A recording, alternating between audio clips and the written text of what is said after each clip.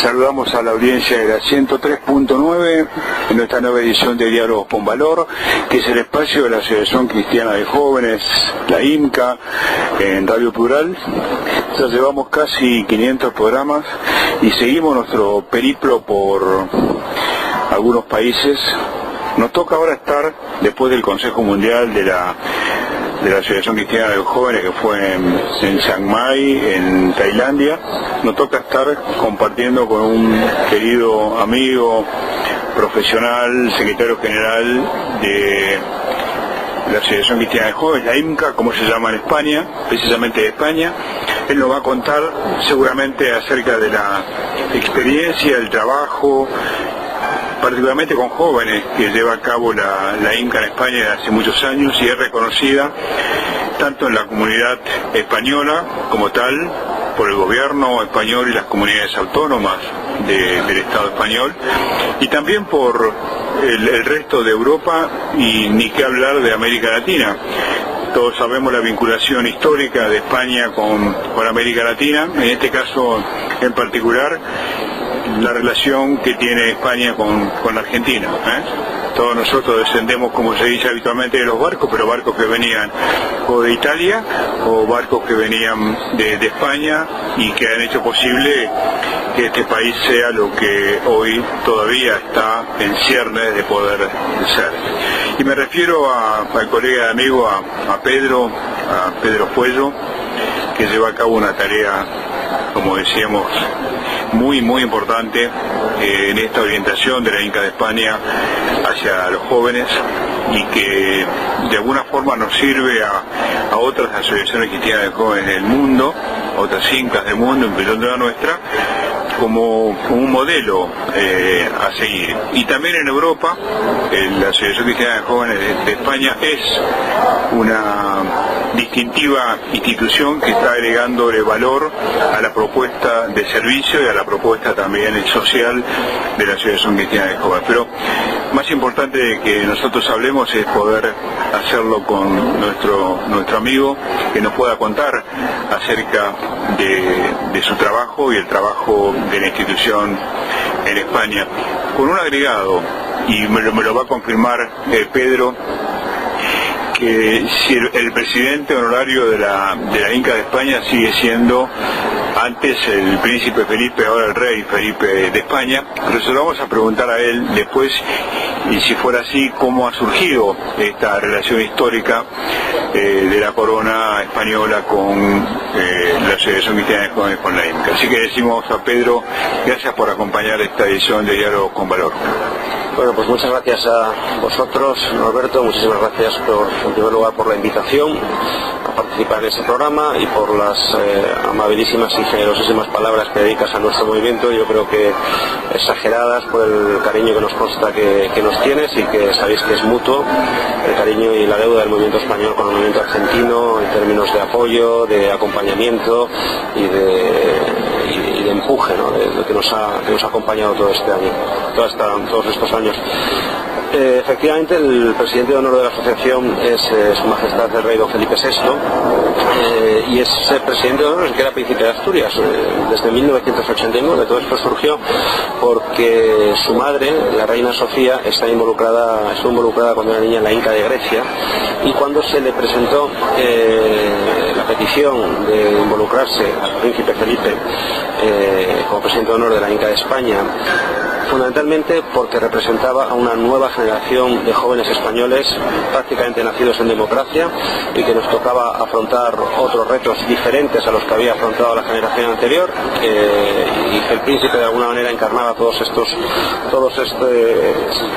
esta figura, pues aceptó gustosamente, y desde entonces, desde 1969, es presidente de honor de la IMCA de España, y desde su coronación como rey aceptó seguir siendo el presidente de honor ya como rey de España, con lo cual para nosotros es un enorme honor contar con su presidencia.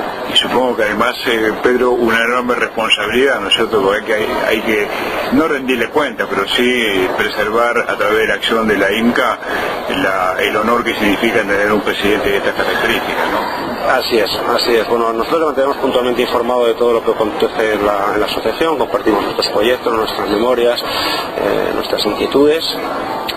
Puntualmente la Casa Real responde a todas nuestras comunicaciones y nos consta que él está al corriente. Hemos coincidido en actos más o menos informales y bueno, pues me consta que cuenta con información de la asociación y que la tiene presente. Y respecto a lo que dices, efectivamente es una responsabilidad también que nos refuerza más aún si cabe en términos de honorabilidad, en términos de transparencia, en términos de buen gobierno, en términos de responsabilidad con el impacto que estamos llamados a crear en la sociedad, ¿no? Pues con el respaldo de la Casa Real, pues esa responsabilidad es más intensa aún si cabe. Así es. La IMCA de España está localizada en varios puntos de la península. ¿Podés describir cuáles son? Sí. Actualmente estamos presentes en 9 comunidades autónomas y tenemos 20 centros en total. Entonces estamos en Castilla y León, en La Rioja, en Aragón, en Cataluña, en Madrid, Castilla-La Mancha, Valencia, Extremadura y Andalucía. Esas son las 9 regiones, las 9 comunidades autónomas, como decimos nosotros, en las que está presente la asociación. Y ahí tenemos 20 centros. En Aragón, por ejemplo, tenemos 5, en La Rioja tenemos 2, en Madrid tenemos 4, ya que el reparto es un poco, no es simétrico entre todos los centros. Y bueno, pues es una organización relativamente joven. Tenemos, para lo que es los estándares de movimiento, ¿no? La asociación tiene 30 y hasta 1980 tenemos 38 años ahora. O sea que es una asociación, en términos de lo que es el movimiento, es una asociación joven. Sí, claro. Y si tuviese que describir cuáles son los programas centrales que de alguna manera preocupan y además ocupan a la INCA de España, ¿cuáles serían esos ejes fundamentales? Pues es una pregunta. La INCA de España está muy centrada en la intervención social.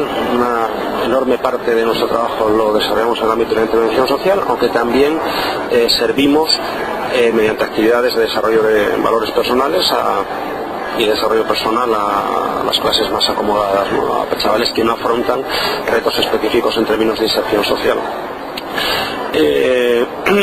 Nuestra vocación es acompañar al joven en aspectos críticos que van a determinar su vida a lo largo de todo ese itinerario que es la juventud, que comienza en los 12 años y que termina entre los 26 y los 30, ¿no? Nosotros establecemos los 12 más o menos como la edad en la que empieza la juventud. En los 12 años en España el sistema educativo tiene lugar un cambio importante, que es que pasas de la educación primaria a la secundaria, y después entre los 26 y los 30 años es cuando desearíamos que los jóvenes ya tuvieran las opciones de emanciparse de su domicilio familiar, ¿no?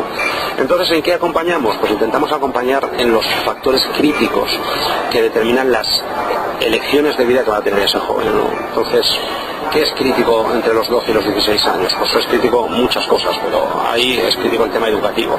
En España tenemos una elevadísima tasa de abandono escolar que supera el 30% en muchas comunidades autónomas y que pone de manifiesto un desajuste entre las capacidades de los alumnos y de la sociedad y del sistema educativo que tenemos. Pues ahí tenemos que, es para nosotros esencial reforzar, apoyar a estos chavales para que consigan terminar la educación obligatoria. Después viene toda la etapa formativa de los chavales en la universidad, etcétera, donde ya les brindamos otro tipo de experiencias más fundamentadas en la formación de la persona, las experiencias de voluntariado, las experiencias internacionales, las experiencias de liderazgo, para contribuir a construir en ellos, aunque lógicamente todo esto es una línea continua, no son departamentos estancos, pero en estas edades construir, empezar a poner los cimientos de la ciudadanía, ¿no? De lo que es la ciudadanía responsable con tu comunidad. Y después, cuando termina esa etapa, les acompañamos muy intensamente en la inserción en el mercado laboral. España es tristemente conocida por tener tasas de desempleo laboral juvenil, que llegaron a ser superiores al 50%, ahora ya estamos en el entorno del 30%, ¿no? Y esto, bueno, pues es algo que realmente crea una brecha brutal en una sociedad que no es capaz de renovar su fuerza laboral y que tiene jóvenes que se están desconectando del mercado de trabajo. Y ahí también hemos hecho un trabajo muy, muy grande en términos de empleo. Además de todo este acompañamiento a los elementos críticos en cada momento de la vida, también tenemos programas, actividades destinados a apoyar colectivos concretos, ¿no? ¿A qué me refiero con esto? Realmente cuando hablamos de juventud no hablamos con propiedad, porque no se puede hablar de juventud. La juventud es una etapa de la vida en la que pasan muchas cosas y que tiene diferentes subetapas, ¿no? Y dentro de esas subetapas además hay diferentes perfiles. No tiene nada que ver un chaval que está viviendo con su familia en España y que bueno, pues que tiene más o menos determinados retos resueltos, que los jóvenes que están cruzando el estrecho de Gibraltar en camiones o en circunstancias peores, ¿no? Claro. Y que son la nueva población en gravísimo riesgo de exclusión social. En ese sentido, España hace ya muchos años tuvo una opción clara por el trabajo con los inmigrantes y los refugiados, ¿no? Hasta el punto, pues bueno, que una buena parte de las personas a las que servimos pues son inmigrantes, e incluso muchos de ellos, pues lógicamente musulmanes, por nuestra cercanía al mundo musulmán. Nos consta a nosotros haber visitado España en distintas oportunidades. El trabajo que Pedro está definiendo, especialmente con las comunidades vulnerables que vienen de la migración, es significativo. Y si uno lee los diarios de las últimas semanas, observará que la actitud de España respecto a los migrantes que estaban de alguna manera anclados en medio del mar ha sido distinta a la de otros países europeos, habiendo recibido con mucha dignidad y con mucho respeto y con mucha también solidaridad a esta población que está buscando un lugar digno donde vivir en medio de tanto desorden y tanto drama que padecen. Llevando hasta el terreno, Pedro, de nacional, ajeno a la Asociación Cristiana de Jóvenes, en la que está de alguna manera la Asociación Cristiana de Jóvenes inmersa, ¿qué pasa qué pasó con este cambio tan importante, tan repentino desde el punto de vista político en España, donde había un presidente de gobierno que parecía firme a pesar de sus debilidades intrínsecas, y que de repente se produce una moción de censura y un cambio tan radical? Eso no es habitual, nos parece a nosotros en España, y a lo mejor tampoco es habitual para ustedes haberlo vivido. Pues efectivamente no es habitual. Es la primera moción de censura que prospera en la historia reciente española, de la democracia española, que se remonta a 1975, pero si hay algo que está presidiendo el entorno europeo ahora mismo es la incertidumbre. Todo lo que parecía imposible hace 5 años, o que era quizás no imposible pero difícil de imaginar, está ocurriendo, ¿no? En Italia pues ha habido un cambio de gobierno y prácticamente pues han puesto personas con un fuerte perfil nacionalista. En Alemania Merkel pues está pactando con quien puede para poder sacar adelante una mayoría con la que poder gobernar. En Francia pues hay un recién llegado en el Palacio de Elíseo. En Reino Unido pues han votado salir de la Unión Europea. Ahora parece que con un debate desde prácticamente el día en que se votó, con un debate permanente entre si dentro o fuera. Ha habido negociaciones muy duras en ese sentido. En Austria también. Bueno, pues la situación en Europa realmente es difícil proyectarse más allá de un año. Es difícil proyectarse más allá de un año. Nadie quiere hablar de eso, pero hay un cierto debate sobre la necesidad de reforzar la Unión Europea, porque realmente se está debilitando todo este proceso de crisis que empezó en el 2005. Pues bueno, nos dimos cuenta que no todo era maravilloso, ¿no? Que una política monetaria común a través del euro, sin una política fiscal y tributaria compartida entre todos los países y con libertad de endeudamiento, incluso comunidades autónomas que han llegado a endeudamientos absolutamente desproporcionados, pues no son unas bases firmes, ¿no? Para estar de acuerdo en determinadas cosas tienes que estar de acuerdo y tienes que armonizar mucho antes muchas cosas que son necesarias, ¿no? Y esto es lo que ha pasado en Europa. Y el tema de los refugiados está literalmente resquebrajando las relaciones en Europa, ¿eh? Lo está resquebrajando. España recibe refugiados, pero España generalmente es una zona de paso, ¿eh? En España la inmensa mayoría se van hacia el norte de Europa, que hay más oportunidades de trabajo y que es por eso, porque todo va por canales informales, ¿no? Todo el mundo llega. Cuando el otro día tenemos un chico nuestro que saltó la valla. Saltó en Ceuta y Melilla, que son las dos localidades españolas que están en el norte de África, en la puntita de África, arriba del todo.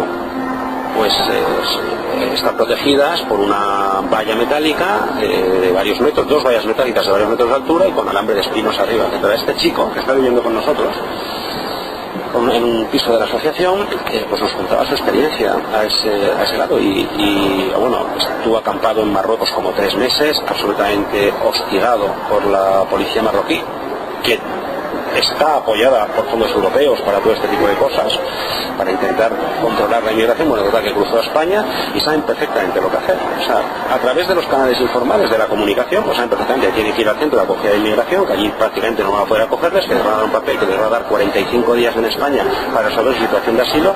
Como no se les puede tener confinados porque ni es humanitario ni hay fondos para ello, pues están libres. Y en Europa, libertad de movimiento en muchos países, tenemos lo que se llama el espacio Schengen, que tú te mueves y yo paso de España a Francia y allí no hay nadie que me pregunte dónde voy.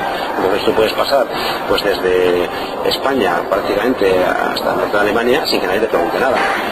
Y ellos lo tienen clarísimo, lo tienen clarísimo todo este itinerario. Es una situación que se repite, la situación de los refugiados y migrantes no es nueva, pero sí ahora se está potenciando por la propia situación socioeconómica en los países de origen y también por las guerras, ¿no? La mayoría de los inmigrantes, en el caso de España, de Europa, la mayoría de inmigrantes, en el caso de ustedes en particular, es del norte de África o también de algunos otros países del Medio Oriente. ¿Cómo es la...?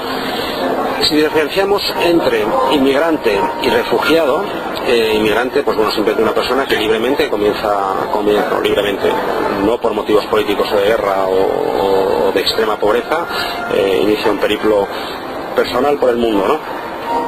Inmigrantes, la mayoría son marroquíes y después seguidos por Latinoamérica, fundamentalmente Ecuador, Colombia, son los países con mayor presencia inmigrante.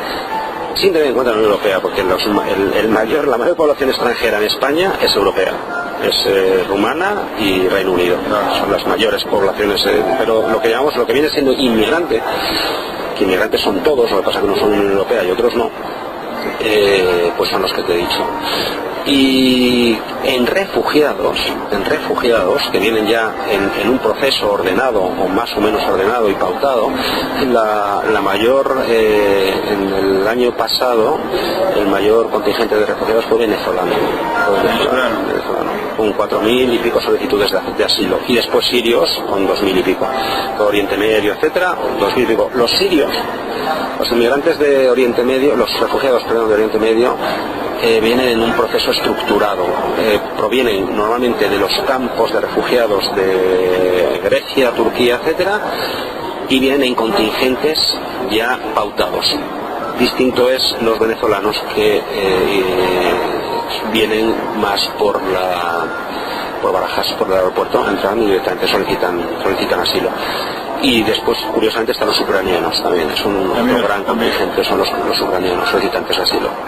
Ahora, esto al interior de la sociedad española, la europea en general, por el caso vuestro, el caso de la sociedad española, ¿produce algún tipo de tensión en particular, o es una sociedad que se ha acostumbrado históricamente y solidariamente a recibir e integrar tanto a los migrantes obligados como a los refugiados? Mira, yo te diría que esta es la típica cuestión de que hay una versión oficial y otra versión que yo creo que es más la real, ¿no? Europa, que es un continente que ha enviado mucho migrante y también ha recibido mucho migrante, este proceso en el que estuvieron Francia, Alemania e Inglaterra probablemente en los 60, de recibir gente de sus colonias o tal, y que ha resultado al final pues un proceso semifallido, en el sentido de pues bueno que las segundas generaciones no se han integrado, que se han producido los guetos y que realmente se ha producido una cierta fractura social. Esto se está reproduciendo, a mi modo de ver, se está reproduciendo en España. Personas inmigrantes están ocupando pues los determinados espacios en las ciudades, etcétera, ¿no? Es una situación muy curiosa porque realmente una buena parte de los inmigrantes, los inmigrantes están haciendo una buena parte del trabajo que el español no haría.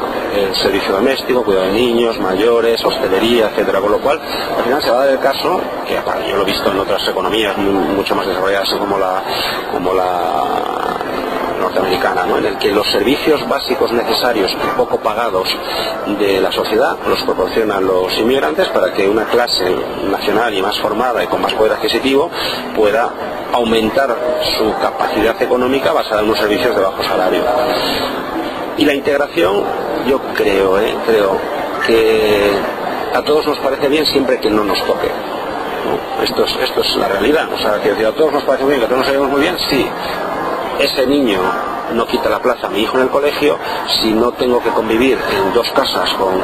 Y la integración, también otra cosa muy importante, nosotros estamos trabajando muchísimo, nosotros estamos trabajando con todos, pero mucho con las segundas generaciones, muchísimo con las segundas generaciones. La integración también es por parte de las personas que vienen, porque hay que formarles en que no se puede reproducir exactamente las condiciones de vida que tenían en sus países en España.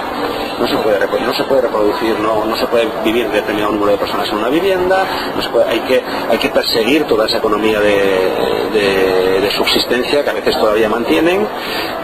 Y después hay casos y casos, porque lógicamente Latinoamericana no tiene nada que ver con los lazos culturales que no tienen nada que ver. Y esta tensión que se ha producido con Estados Unidos y la Unión Europea luego de asumir este presidente nuevo, ya no tan nuevo, Trump, ha generado, nos parece a nosotros, visto desde la lejanía de los más de 10.000 kilómetros de distancia, nos parece que rompe con algún tipo de tradición en cuanto a relaciones de Europa con Estados Unidos, ¿no? Que eran, si no idílicas, por lo menos eran articuladas, eran razonables. Ahora pareciera haber una especie de ruptura, una agresividad de parte de Estados Unidos que era desconocida. ¿Esto es así visto desde ustedes desde Europa? Realmente no es... En el caso de Trump, que es una persona muy votada a los medios, es difícil conocer la diferencia entre lo que está pasando y lo que él dice que está pasando, ¿no? Porque además los medios de comunicación les encanta todo lo que hace Trump, ¿no? Porque les llena las páginas y es noticia fácil, ¿no? En general lo que está haciendo Trump en Europa lo está haciendo con el resto del mundo, que es lo que quiere, prestando poca atención a la diplomacia y pensando poco en el pasado mañana, ¿no? Pensando más en el hoy y en el mañana que en el pasado mañana. También yo creo que no es tonto y ve que Europa está frágil, que para Estados Unidos es una oportunidad y que el Brexit y Trump significa un cambio de pesos mundial respecto a una economía, un sistema mundial más basado en el mundo anglosajón, una anglosajanización de la economía, ¿no? Que estaba girando un poco hacia Europa y hacia Asia y que ahora cambia un poco los pesos porque Reino Unido da la espalda a Europa y Trump salía un poco indirectamente con todo eso, ¿no? Con lo cual la economía vuelve a ser un poco más anglosajona, son como cambios de pesos permanentemente. Yo creo que eso él lo está aprovechando. Y igual que Putin, bueno, habréis leído en la prensa, los oyentes han leído en la prensa, pues que en muchos de los casos de las falsas noticias, de las porverdades que está viendo en redes sociales, etcétera, que se culpa al Kremlin, a Putin y a sus secuaces de intentar desestabilizar la Unión Europea, porque lógicamente cuanto más fragmentado, pues más oportunidades para los países fuertes, ¿no? Son bastante particular y compleja, y que tu análisis de alguna manera nos ayuda a entenderlo un poco mejor. Comentarios, seguramente escucharán algún ruido ambiental porque estamos haciendo estos programas, este periplo por países europeos y también antes por Oriente, en lugares abiertos, con toda intención, para que de alguna manera también se trate de vivir a la distancia este ámbito natural que nosotros tenemos la oportunidad de ver y que los oyentes solamente podrán oír.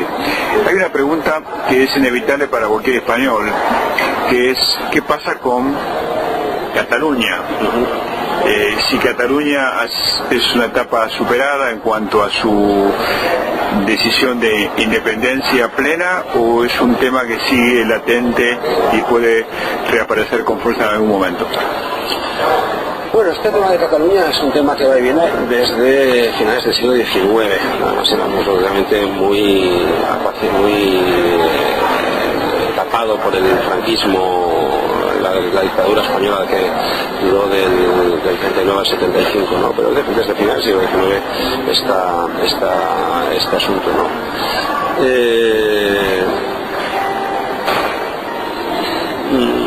Refiriéndome a la incertidumbre a la que comentaba antes respecto a la situación política en Europa, pues esta es otra parte más de la situación política en Europa, ¿no?